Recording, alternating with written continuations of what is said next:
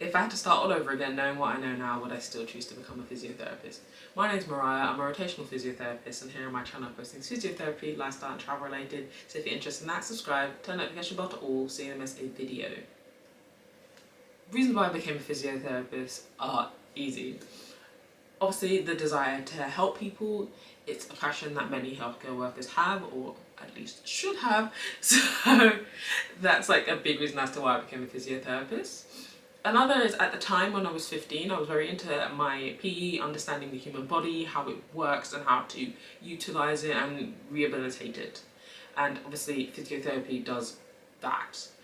So that's a big reason why I became a physiotherapist.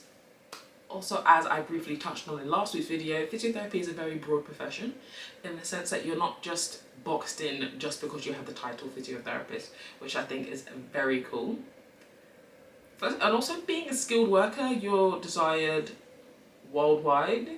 You've got that opportunity for growth, sustainability, and there's a demand for you.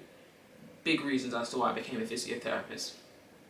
Now, things are very different to when I applied to be a physiotherapist. I'm talking in 2021 when I applied for my master's degree, but even before then, things have differed. One main thing that's differed is the UCAS process is differed. It's differed from personal statement to structured questions starting from 2026. So I'm not sure how I would have tackled that or how it differs. I haven't really looked into it myself. But also, as I've been speaking about in previous videos, the NHS hiring freeze is a big thing. If I were looking out of where I am now and looking at it, would I still have the desire to pursue a career in healthcare? And beyond that is, when I was applying, yes, there were quite a few universities that offered the masters, especially. There were only a few versus the undergrad, but now a lot more places offer both the undergrad and the master's version of the degree. Would I still be as interested because there's less competition, which then means there's more people applying, etc. But also, I now recognise that there's a shortage of placements as well, like student placements. I know when I was studying, there was a point where we had to kind of like flip the timetable in the sense that several students were unable to go on placement at the time I went on placement, so they did their dissertation, and then we flipped it around that when I was focusing on my dissertation, they were going on placement to get those crucial hours in so that they could qualify. So there's like some things that I'm recognising now. However, I think physiotherapy is a rewarding career for several reasons. As I've touched on, you're a skilled worker, that makes you desirable worldwide. You have the ability to make an impact on somebody's life, improve their quality of life. You get to work alongside great MDT members. You get an understanding of the role of a nurse, the role of a doctor, the role of speech and language, the role of occupational therapist, and not just in terms of, oh, that's what you guys do, but in terms of how you guys could work together to really provide the best care for a patient. Like those are very rewarding things about physiotherapy, getting to use different bits of equipment and really getting to think outside the box with your approach to treatment as well. Those were like things that I'm like, wow, this is so rewarding with it. And I find patients tend to remember their physiotherapist. Not just physiotherapists, but like they tend to remember like your role you played in it, and sometimes more so than others.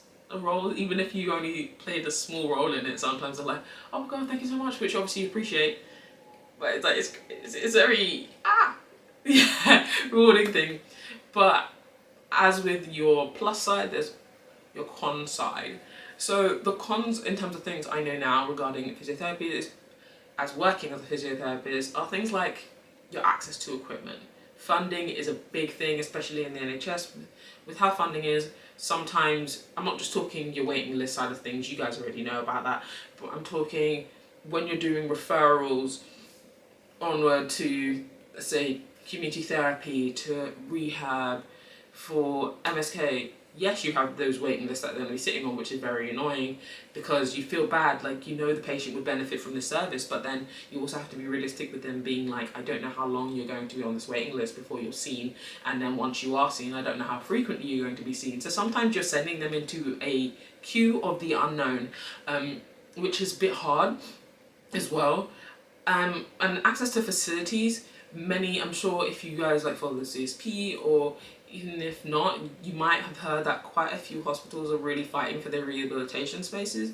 I find that even though I've just said that, yeah, you get the opportunity to understand other professions, I do feel like physiotherapy is a profession that's not really understood to the extent, yes, it's understood more than some other professions in the therapy umbrella, but what I mean in the sense that if you can, you know, in some of these hospital plans, they're getting rid of or they're reducing the rehabilitation spaces, and I'm like, if you really understood the benefit of physiotherapy, you wouldn't be doing that. You know, you'd be optimizing the space that we have available.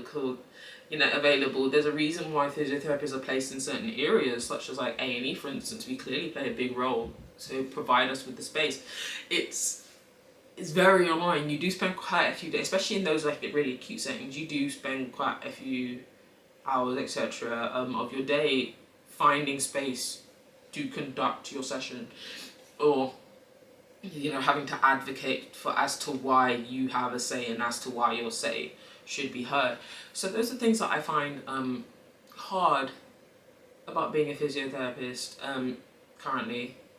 But if I were a student and I'm talking to young Mariah, being like, yo, young Mariah, I heard you want to be a physiotherapist. I hope you checked out this video and the previous ones before. But I would tell myself, keep doing what you're doing, in the sense of when I was on placement or even before then, I was really pushing to get those transferable skills. No matter what job you're doing, whether it's, in my case, it was hospitality or retail, you're gaining skills, whether it's people skills, working with vulnerable populations, different populations, communication skills, really reflecting on all of those experiences. It may not be, yes, in a hospital, hands-on experience like that, which you will find many people have done, but it's something you're still bringing to the table. I absolutely love to travel, for instance, and that's something that you bring to the table, understanding different cultures, being able to obviously respect different cultures because you understand the nuances of how they conduct them or how they approach things or their outlook for things.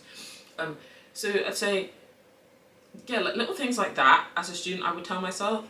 I'd also tell myself to like network a bit more in terms of like colleagues on placement and whatnot. I did it, but I could have gone further. I could have pushed myself a lot harder. But back to the question at hand, would I still go to be a physiotherapist? I'm going to say yes, I would still push to be a physiotherapist. Kind of like the similar takeaway I gave you in last week's video. I would just have to be flexible. I understand that I probably wouldn't be in the place I'm in currently.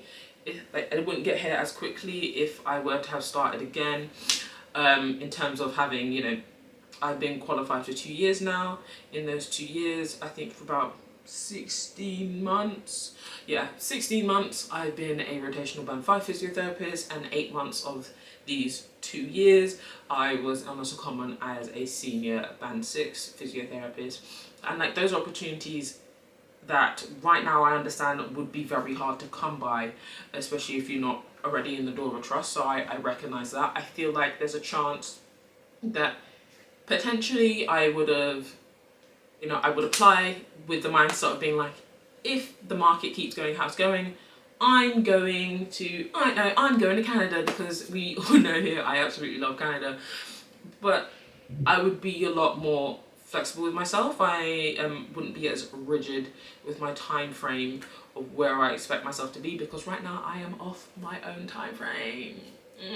Lovely. But down in the comments below, share if you're thinking of or you have applied to study physiotherapy for 2026.